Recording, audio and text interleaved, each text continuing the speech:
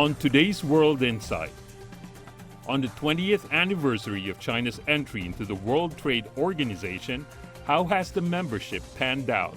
The benefits to China and the world?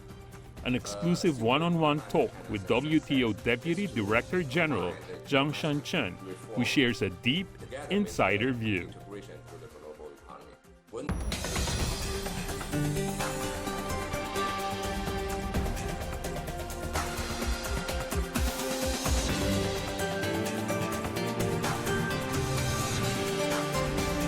Hello and welcome to World Insight. I'm Tian Wei. China's accession to the World Trade Organization 20 years ago has helped to transform China into one of the largest economies in the world. While China's contributions to the WTO, both as one of the largest developing countries and as one of the biggest markets in the world, have also made WTO more relevant. But nothing is possible without hard efforts. That's said by Zhang Xiangchen, the Deputy Director General of the World Trade Organization. More than 20 years ago, he was a key member of China's core negotiation team for WTO accession. 20 years later, he is serving the World Trade Body from Geneva. Recently, I had an in-depth talk with Zhang on China and the WTO, WTO's future, and the upcoming 12th WTO Ministerial Conference.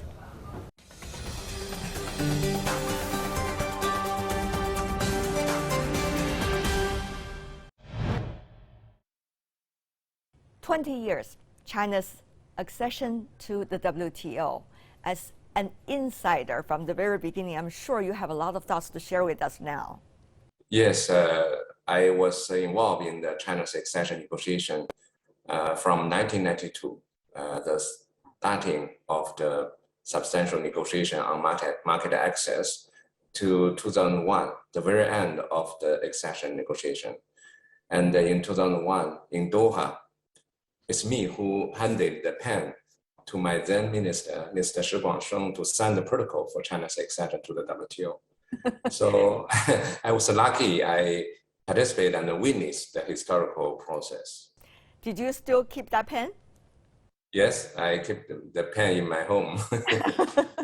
Did you ever tell that story to the others? I'm sure you shared that story many times with your colleagues. Yes, my daughter was very proud of my role in the accession negotiation. The photo of China's accession Absolutely. to the WTO. It was incorporated into the textbook of the history in the middle school. So when my daughter was little, she was very proud of that. Talking about 20 years, so many things have happened, and China has been seeing this transformation. So has been China's contributions to the world that has also transformed the international trade system. Sir, how would you evaluate, really, with brief words about this transformation? During the time when we participated in a ceremony of China's accession to the WTO, our feeling was mixed. With anticipation, excitement, and also with some uneasiness and also some anxiety.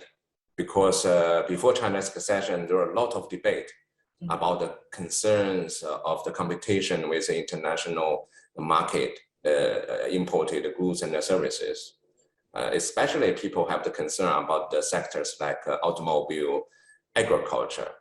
And some people believe those sectors of China will be destroyed by the international competition.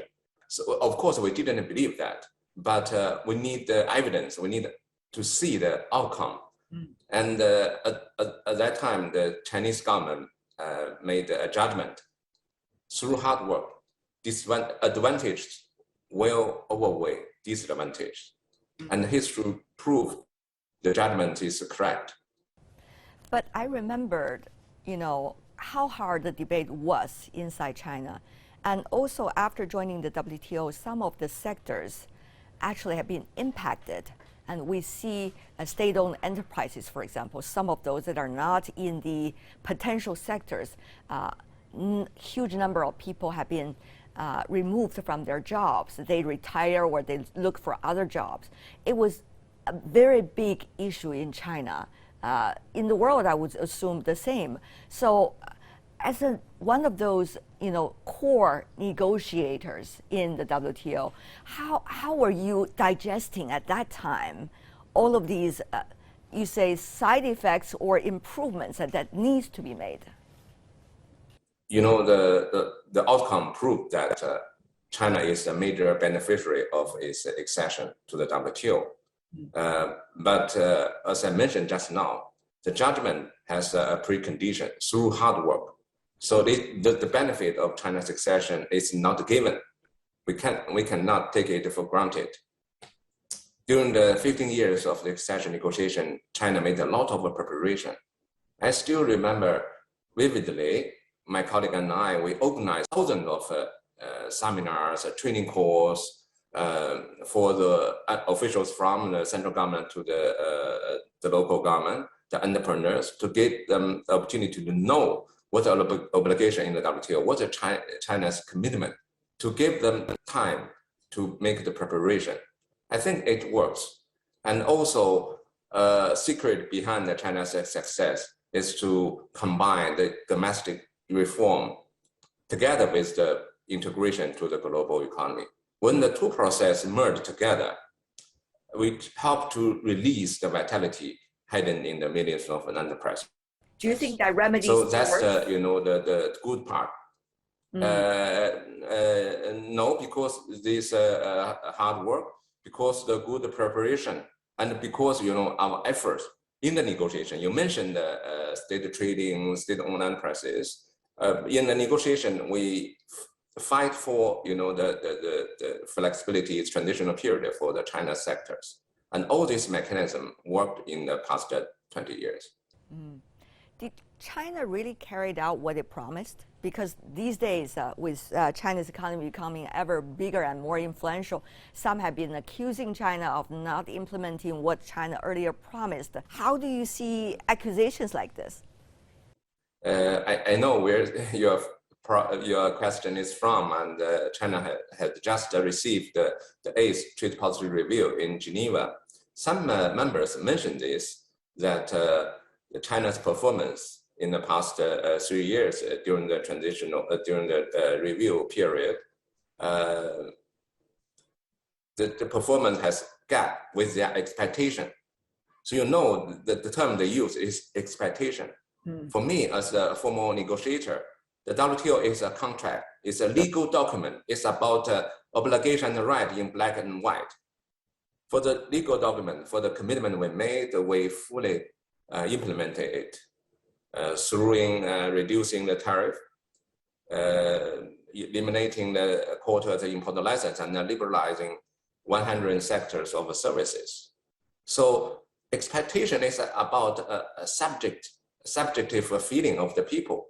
You can have different expectation for one people or one country, but it's not necessarily the commitment and the legal obligation of China.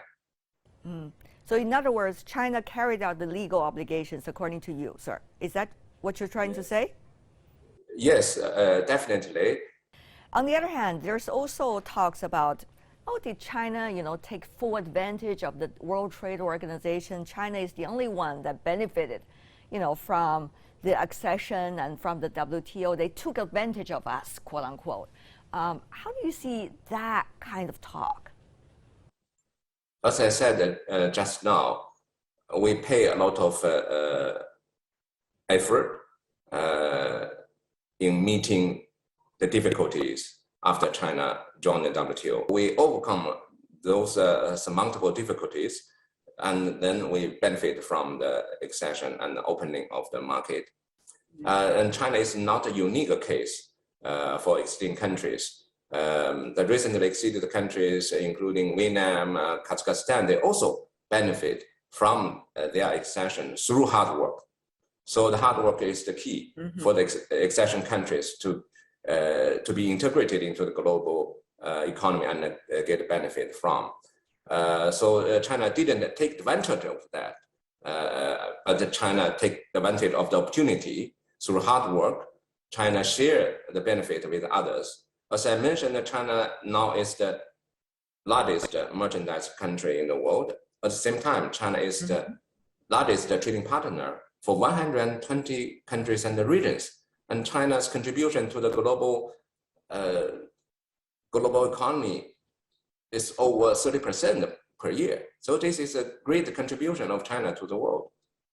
Mr. Deputy Director General, if I remember right, before you were bidding goodbye to WTO as the China representative before this new role as the Deputy Director General of WTO, you said there were three major challenges facing WTO. One is how it would maintain its core value. The other is how it would make sure its basic function could still work. And the third, if I remember right, is how to form the new rules. Now, these three challenges are building on one another. What do you consider as the most urgent task, Mr. Deputy Director General?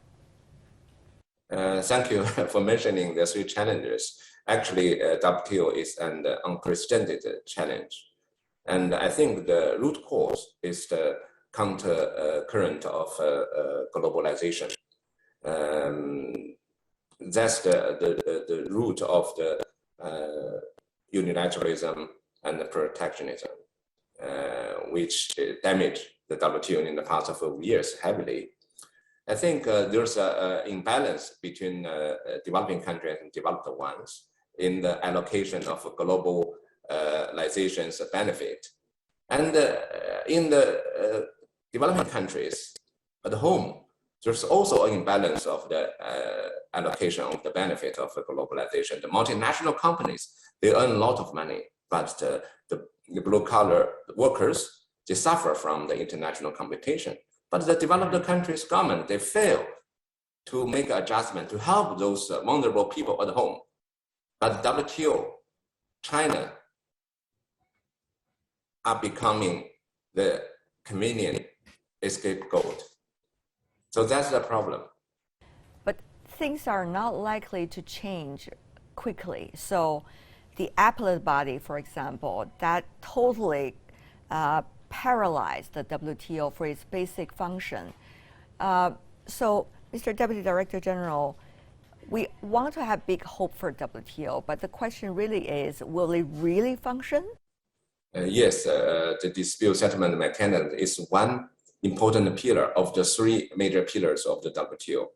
Unfortunately, now the appellate body is paralyzed, but the majority of the WTO members still believe we need a two-tiered, a neutral, independent appellate body. So thanks to the effort of the members like European Union, China, Canada, Australia, Brazil, about 24 countries, they organize MPAA, the interim multi-party appellate body process. Is under the framework of arbitration, Article 25 of the dispute settlement of WTO, and it now is operating. So you mentioned the urgent issue of WTO. The urgent issue is to bring the appellate body back to the WTO. Unfortunately, at this moment, we didn't see the concrete proposal from the United States. So maybe after MC12, we can have candid dialogue among the members to discuss how to resume the appellate body.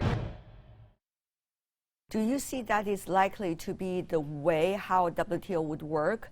That is mainly to have more sub-bodies or volunteer partners to work out a system within WTO, but not involving all the members of WTO. Is that how it's going to work? And if that is the case, is it going to be called the World Trade Organization?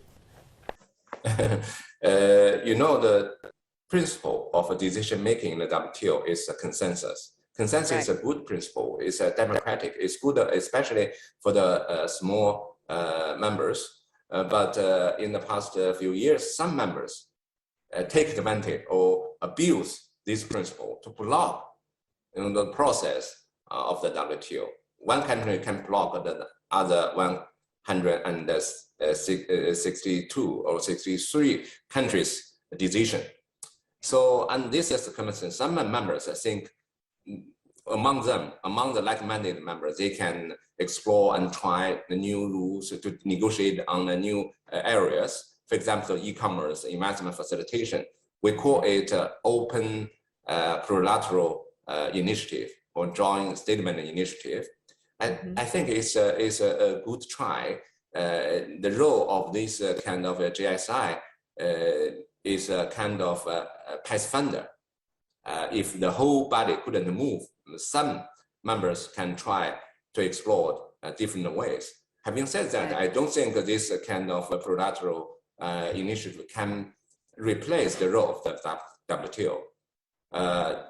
The final target objective of the joint initiative is still to go back to the WTO, to make their rules multilateralized and to make everyone on board and leave no one left behind.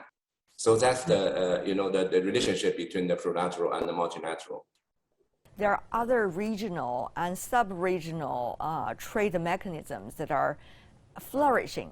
RCEP, as you may be very well aware, is one of those. Meanwhile, you also see CPTPP, even though the two are very different in terms of levels, but you do see different regions are working out their solutions. So whether WTO is still relevant, that is another question people often ask. At this point, what's your assessment? In 1995, just after the establishment of the WTO, WTO made research about the relationship between the multilateral and the regionalism. And the conclusion was that with a robust multilateral trading system, the regional economic cooperation, the free trade agreement can play a supplemental role to the multilateral trading system. You can see 25 years ago, WTO was quite confident. But now the problem is that the WTO at this stage is not robust, it's not powerful, it's not strong. So there's the fragmentation of the free trade agreement, the regional cooperation. I don't think it's a bad thing. For the members in the free trade agreement, they can benefit from the liberalization in the free trade agreement. It's good, but from the multilateral perspective, there is a phenomenon, we call it a spaghetti bowl. Too many free trade agreement, and it's difficult for the members to get into the implementation of those free trade agreement. So I don't think the regional, as I mentioned, the regional or plurilateral can replace the role of WTO, because WTO is still the main channel of the trade liberalization and investment facilitation. And for some cross-cutting and comprehensive issues like subsidy, agricultural subsidy, industry subsidy, those issues cannot be addressed in the plurilateral framework of the free trade agreement framework. Talking about subsidies, fishing subsidies is going to be a big issue for the ministerial meeting at the end of November. We also already learned from India that it's not going to support that because, as India suggested, developed economies' interests are being taken care of, not the developing ones, not the emerging ones. So, Mr. Deputy Director General, I know consensus is important for WTO, but is WTO fair enough a platform for all the interests, especially the interests of developing countries' emerging economy being addressed? After all, the Doha round was a big lesson. Yes, at this moment, the fishery negotiation is under negotiating, and even during the weekend, the delegates are negotiating for the articles of fishery subsidy. We cross our fingers for the success of the negotiation, because it's relevant to the environment. And some people made the joke that we have spent 20 years for the negotiation. If we spend another 20 years, there's no fish to fish. So we don't need to negotiate on this agreement at that time. So that's the time for us to make response to the requirement and demand of the international community to provide our solution to the ocean, to the sustainability of the developing countries. With regard to the issue of the differentiation between developing country and developed ones, this is also another big topic in the WTO. I think we need to take a pragmatic approach to that issue. Some emerging economies like China, India, Brazil, of course, they are still the developing countries, but they are in the position to make more contribution to the multilateral trading system. China, when I served as ambassador of a Chinese mission here in Geneva, I stated repeatedly that if we need a special and different treatment, we will be honest and we will fight for that. But if we don't need that, we will reserve the opportunity for the rest of the developing countries. What do you perceive China's role this time during the ministerial meeting coming up at the end of the month? Will China be a constructive force in the heated debates for consensus this time? Recently, the domestic regulation for trading services negotiation concluded. And during this negotiation, China made tremendous effort. And so China will continue to play a constructive role in the remaining negotiations, including the fishery subsidy, including the TRIPS waivers, including to the discussion on the trade and the environment. So as I said, we hope the MC12 can deliver some outcome to the world. And I am sure that China will continue to play a very important role in the next few weeks. Just a few weeks before the MC12, we've already seen the Chinese and the American presidents. They are going to meet virtually for the very first time since the U.S. president took office. This has been a huge news for audience all over the world. So, Mr. Zhang, as the Deputy Director General of WTO, knowing very well China and U.S. trade disputes over the years, what is your expectation? When elephants fight, grass suffering. So of course, everybody is hoping that the two major trading nations can lower their tension and to sit down to talk and to participate constructively in the multilateral discussion. I hope that the bilateral dialogue can make a progress. We also hope that the United States can come back to the multilateral trading system. I do believe in the WTO, China share a lot of common interests with the United States. We can find convergence if we have the interest, we have this intention. I hope after MC12, United States can join, this trilateral or multilateral discussion on all the issues relevant to all members. Mm. Meanwhile, Mr. Deputy Director General, what about the issue of China-U.S. Bilateral trade agreement? Of course, this is more a bilateral issue. You are standing now in the position of WTO, but still looking at these two biggest economies in the world who used to be biggest trading partners for one another, but now it's changing. What kind of expectations do you have, both as a seasoned trade negotiator and now as someone who's heading the WTO? I think the bilateral trade agreement between China and the United States lowered the tension between the two countries. It played an important role.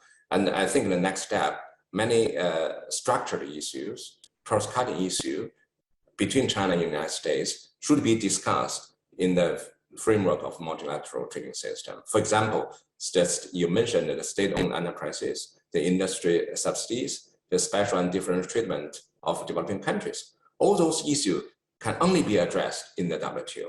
So we are expecting that the two countries can have candid dialogue, the policy dialogue after MC12. Mm. Mr. Deputy Director General, now politics are not only internal but also international. You have seen China's CPC just concluded some of the important meeting recently last week, and there were a consensus being shared among the party members and certainly to the rest of the world. To you, what do you think is the most important messages you have got through this meeting and also through the discussions after the meeting? This year marks China's 20th anniversary to the WTO, and China will continue to push forward its reform and opening up. reform has no end, and the opening up has no end. And this is a positive message to the WTO members. Like China did 20 years ago, China is continuing to pushing the liberalization of trade regime, investment regime, which will provide important opportunity for the countries in the WTO, for the rest of the world. And it's a big initiative for China to continue this kind of reform and liberalization in the future. As you may know, and you also earlier mentioned, one of the most magic remedy China used since joining the WTO is to take advantage, quote unquote, of the external pressure or innovation that has brought in from outside the country to change and transform the system within the country. Do you see that is still the magic remedy, or there seems to be new initiatives, new ways of doing things in China? So as I mentioned outside, the combination of the internal domestic reform and the integration to the global economy is the secret of China's success. I think China will continue this secret path. You mentioned this external pressure. Where the external pressure from for the reform and for the liberalization is about the institution to introduce institutional reform to make the domestic regime consistent with the international obligation, international norm. So that's the linkage between the internal domestic reform and the external pressure. So I think we need to continue to take advantage of the multilateral negotiation, for example, on the issues of state-owned enterprises, on industrial subsidies, and to make our regime consistent with those ongoing negotiation and framework in the future, and to provide more predictability and stability for the investors from all over the world. So China will continue to be benefit from this kind of liberalization. How time flies, 20 years already. It's really unpredictable what the next 20 years will look like. But it's such a pleasure, sir, to talk to you. All the best. Thank you so much. That's my in-depth interview with Zhang Xiangchen, Deputy Director General of the World Trade Organization. That's all the time we have for today. If you'd like to see more, search World Insight or check out our YouTube channel. Follow us on Twitter and Facebook. I'm Tian Wei. On behalf of the team, thanks for watching. Bye for now.